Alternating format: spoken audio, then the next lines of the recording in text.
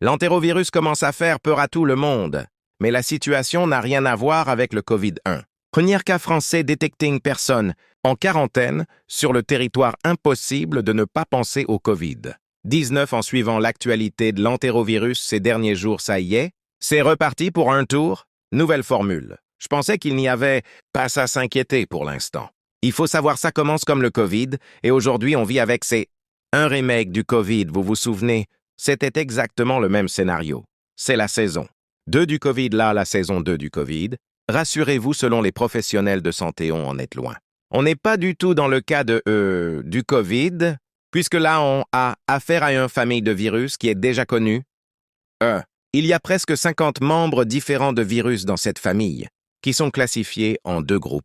La contamination diffère aussi entre l'hantavirus et le Covid-19. Le patient ne sera infectieux que lorsqu'il aura des signes cliniques, et ça, c'est très important à la différence. Par exemple, du coronavirus les personnes infectées pouvaient être contaminées, même avant l'apparition des symptômes.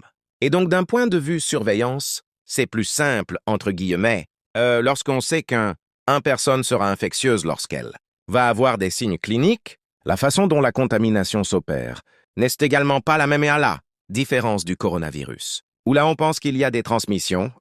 Enfin, ça a été démontré qu'il y a une transmission par aérosol, c'est-à-dire que le virus peut se propager sur des distances plus grandes. Là, il est probable qu'il faut un contact très proche entre humains pour qu'il y ait contamination.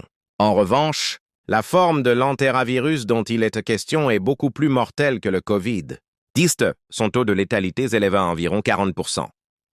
Les faits scientifiques sont là, c'est un virus qui est connu, dont la transmission interhumaine est avérée, elle est chiffrée.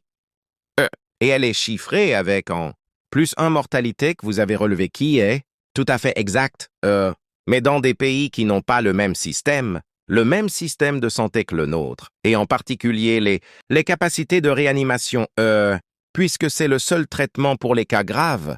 Je ne dis pas que c'est pas que la maladie n'est pas grave. Ce que je veux dire par là, c'est qu'une épidémie à grande échelle est impossible. Le patron de l'OMS a d'ailleurs tenu à rassurer. Je sais que vous êtes inquiets. La douleur de 2020 est encore bien réelle, et je ne la minimise pas un seul instant. Mais je dois vous le dire clairement, il ne s'agit pas d'un nouveau Covid.